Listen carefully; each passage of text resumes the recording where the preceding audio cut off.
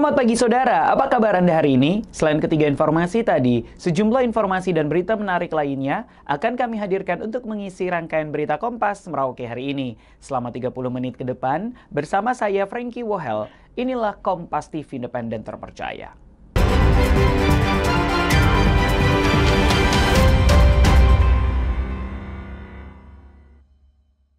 Saudara, kita awali berita pertama. Dimulainya masa pengenalan lingkungan sekolah atau MPLS tahun ajaran 2025-2026, sejumlah sekolah di Kabupaten Merauke membuat tatanan baru dan menekankan soal karakter kedisiplinan waktu. Saat MPLS, sekolah bahkan melarang kegiatan berbau perundungan. Sejumlah sekolah di Merauke melakukan persiapan menyambut tahun ajaran baru. Salah satunya dengan dimulainya masa pengenalan lingkungan sekolah atau MPLS. SMA Negeri 3 Merauke memastikan kegiatan MPLS bebas perundungan dan mendukung kebebasan siswa. Benedikta Sri Lestari Klanit, Kepala Sekolah SMA Negeri 3 Merauke menjelaskan pihak sekolah tidak hanya melarang kegiatan perundungan di lingkungan sekolah, namun menghilangkan budaya tersebut. Ini yang jelas semua atribut yang dilanggar, yang dianggap melanggar kebebasan anak, ya saya kasih contoh, ya dulu kan ada kucir-kucir, tapi kami dari tahun kemarin sudah tidak. Ya, kita sudah berapa tahun ini sudah tidak ada lagi peloncoan, ya kekerasan lagi sudah tidak ada. Jadi mereka tujuannya sangat jelas dari Kementerian Juknis yang kami terima sudah tidak boleh seperti itu, dan tahun ini kita lebih lagi menghilangkan sama sekali jenis perpeloncoan seperti itu. Sementara SMP Negeri 2 Merauke menggelar workshop untuk para guru sebagai awal peningkatan kompetensi guru lewat komunitas belajar serta adanya tatanan baru dan menekankan soal karakter kedisiplinan waktu. Kepala Sekolah SMP Negeri 2 Merauke Paulus Sarkol mengatakan komunitas belajar ini bukan hanya antar guru saja, tetapi nantinya akan ada kerjasama dengan pihak luar guna membantu mensukseskan kegiatan komunitas belajar ini. Jadi kesiapan-kesiapan yang kita sudah lakukan workshop, dan kita akan lanjutkan dengan kegiatan-kegiatan yang rutin bagi seorang guru, itu dalam peningkatan kompetensi guru lewat kegiatan komunitas belajar. Di mana komunitas belajar ini bukan cuma antar guru, tetapi nanti dari luar juga, dari perguruan tinggi yang kami percayakan untuk datang mendampingi kami untuk peningkatan kompetensi guru itu sendiri. Selain itu, ia juga menegaskan soal karakter kedisiplinan waktu, di mana harus ada perubahan dari pihak bapak ibu guru sehingga dapat ditiru oleh anak-anak. Sementara MPLS dimulai serentak pada Senin 14 Juli 2025. Para guru dan siswa di Merauke berharap kegiatan ini menjadi awal yang baik bagi siswa baru dalam mengenal lingkungan sekolah dan dapat membangun semangat belajar. Kathleen Romera, Kompas TV Merauke, Papua Selatan. Sorotan lainnya, saudara, operasi Patu Kartens resmi dimulai pada Senin sore kemarin. Dari hasil razia, polisi menemukan 105 pelanggar terjaring razia. Sementara pada hari kedua ditemukan 108 pelanggar. Operasi Patu Kartens perdana digelar pada Senin kemarin di Mapolres Merauke. Dari hasil razia, polisi menemukan 105 pelanggar terjaring razia. Sementara pada hari kedua ditemukan 108 pelanggar. Kasat Lantas Polres Merauke AKP Darwis menjelaskan, dalam operasi ini pelanggaran yang ditemukan bervariasi. Mulai dari pengguna motor yang tidak menggunakan helm, tidak memasang tanda nomor kendaraan bermotor atau TNKB dan kaca spion, serta tidak memiliki kelengkapan surat-surat bermotor seperti SIM dan STNK.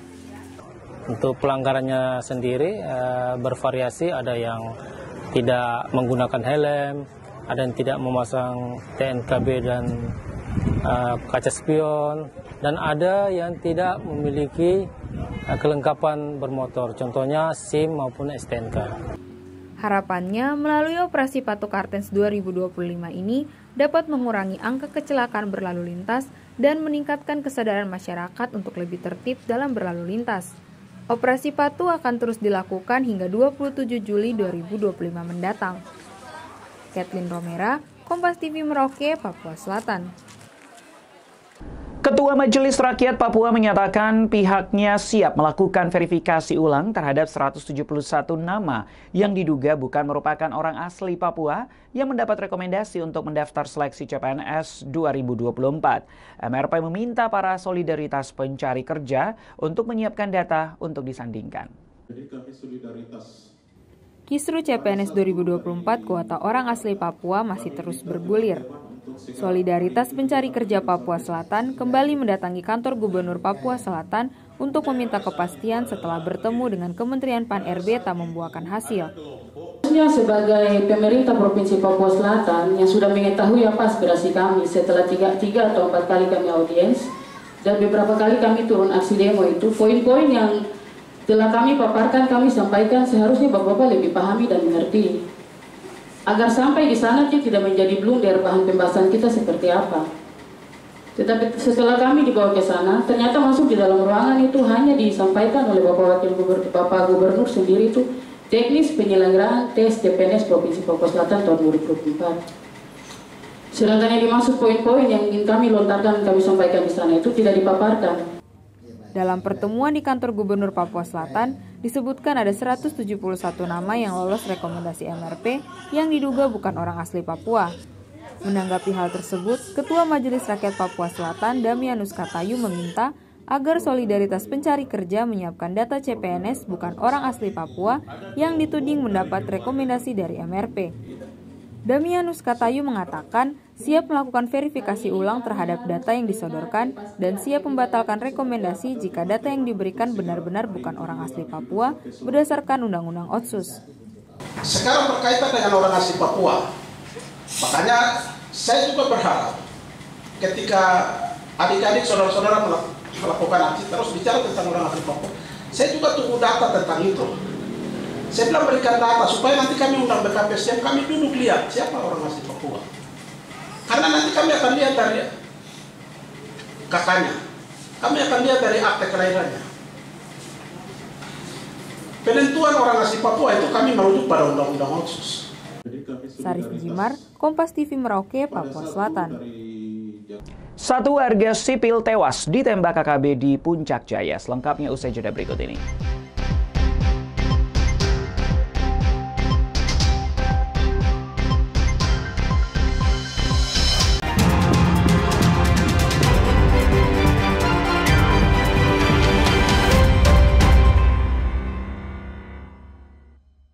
Masih bersama saya Frankie Wohel dalam Kompas Merauke. Bupati Puncak Elvi Stabuni ingatkan CPNS tidak tinggalkan tempat tugas tetapi fokus melayani masyarakat.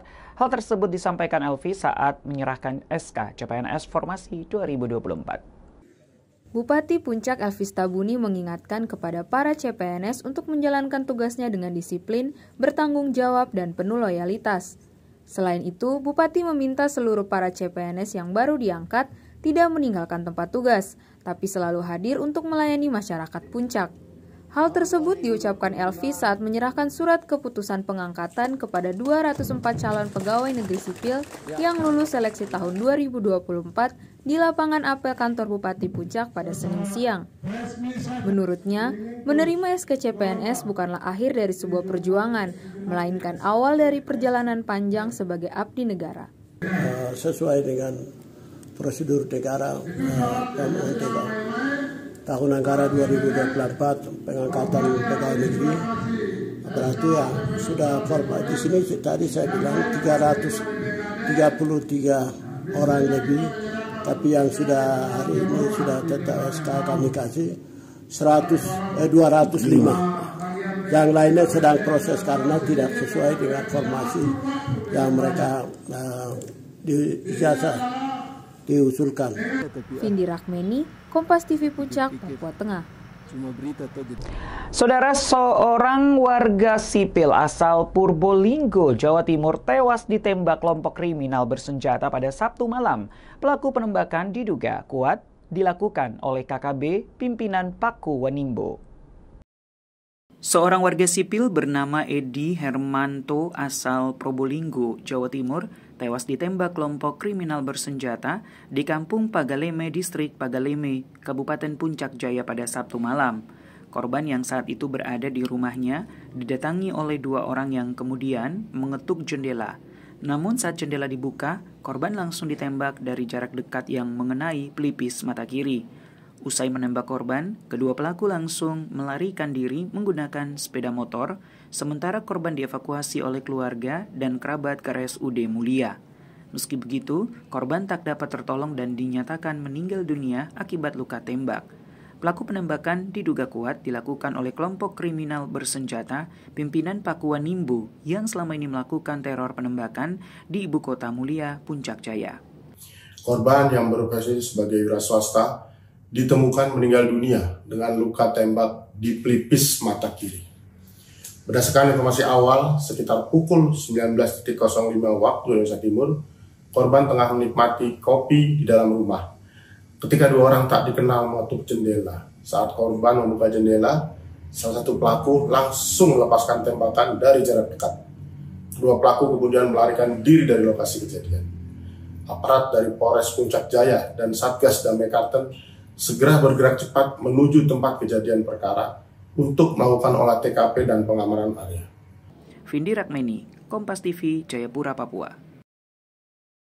Seorang tukang ojek tewas usai diserang dan dirampok orang tak dikenal di Kabupaten Puncak Jaya, Papua Tengah pada Jumat siang. Korban kemudian dibuang ke dalam jurang sedalam 500 meter. Seorang warga bernama Syafarudin ditemukan dalam kondisi tak bernyawa di jurang sedalam 500 meter di distrik Wanwi, Kabupaten Puncak Jaya, Provinsi Papua Tengah pada Sabtu siang. Korban yang berprofesi sebagai tukang ojek ini diduga menjadi korban pembacokan dan perampokan oleh orang tak dikenal.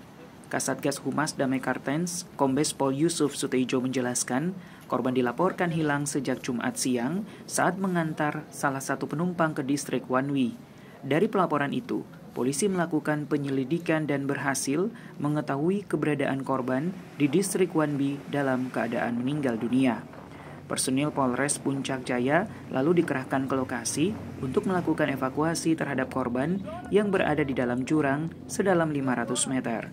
Dari hasil pemeriksaan awal, ditemukan luka bacokan di bagian kepala dan kaki, serta motor dan ponsel korban hilang yang memperkuat dugaan bahwa korban menjadi sasaran pembacokan dan perampokan oleh orang tak dikenal. Jenazah berhasil dievakuasi, dibantu oleh masyarakat, selanjutnya dibawa ke RSUD Mulia dengan pengawalan ketat. Korban mengalami luka senjata tajam di bagian kepala dan kaki. Motor serta handphone milik korban dilaporkan hilang. Jenazah saat ini ditangani oleh tim medis dan akan segera dipulangkan ke kampung halaman di Makassar. Vindi Rakmeni, Kompas TV, Puncak Jaya, Papua Tengah. Terpengaruh miras, orang tua perkosa anak kandung sendiri. Selengkapnya usai jeda berikut ini.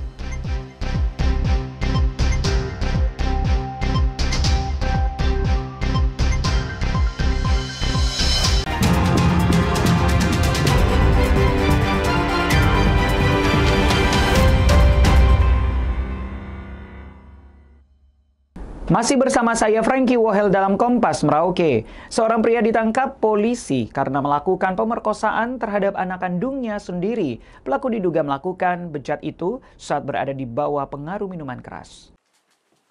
Kasus kekerasan seksual kembali terjadi di Kabupaten Merauke. Kini, pelaku justru adalah ayah kandung korban sendiri. Kejadian ini terjadi di rumah korban pada Rabu tanggal 25 Juni 2025 sekitar pukul 21.00 waktu Indonesia Timur. Peristiwa tersebut terjadi di Kampung Yatom, Distrik Semangga, Kabupaten Merauke. Seorang pria berinisial Yanau ditangkap polisi karena melakukan pemerkosaan terhadap anak kandungnya sendiri pada 9 Juli 2025. Pelaku diduga melakukan aksi bejat itu saat berada di bawah pengaruh minuman keras. Kapolres Merauke AKBP Leonardo Yoga menjelaskan dalam konferensi persnya bahwa kejadian ini terjadi saat anak korban hendak pergi ke rumah nenek korban. Namun, pelaku memanggil anak korban dan menyuruhnya masuk ke dalam dapur. Setelah itu, pelaku melakukan aksinya terhadap korban yang masih di bawah umur. Pamit hendak pergi menginap di rumah nenek korban. Ya, kemudian dipanggil oleh pelaku, suruh mendatangi, sabar dulu, Bapak mau bicara. Ditutup pintu itu, dan pelaku kemudian mendekati korban. kemudian pelaku melakukan aksi bejatnya. Dalam proses penangkapan, polisi berhasil menyita beberapa barang bukti, yaitu pakaian korban dan pelaku. Kini, pelaku dijerat dengan pasal 81 ayat 3 Undang-Undang Republik Indonesia nomor 17 tahun 2016 tentang perlindungan anak, dengan ancaman paling lama 20 tahun. Kathleen Romera, Kompas TV Merauke, Papua Selatan. Sorotan lainnya, Saudara, Polsek Pelabuhan Merauke melakukan razia penumpang saat kedatangan kapal KM Sirimau. Dari hasil razia ditemukan miras dari penumpang dan langsung dimusnahkan. Petugas kepolisian dari Polsek Pelabuhan Laut bersama instansi pelabuhan memusnahkan puluhan liter miras pada 13 Juli kemarin. Miras tersebut dimusnahkan setelah melakukan razia barang bawaan penumpang yang turun dari kapal KM Sirimau pada Minggu sore kemarin. Razia dipimpin langsung oleh Kapolsek Pelabuhan Laut Merauke, Ibda Muhammad Adam, dengan sasaran senjata api, senjata tajam, narkotika, dan minuman keras. Dari hasil pemeriksaan ditemukan barang ilegal berupa minuman keras oplosan sebanyak 11,2 liter. Kemarin Minggu 13 Juli 2025 telah mengamankan miras ilegal saat kedatangan KM Sirimau. Barang bukti yang diamankan sebanyak ratusan liter dan langsung dimusnahkan. Sarif Jimar, Kompas TV Merauke, Papua Selatan.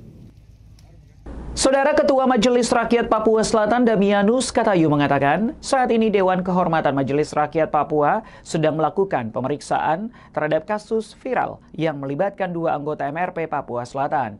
Damianus menyebut jika sanksi berat hingga pemecatan bisa saja dijatuhkan jika terbukti melanggar kode etik.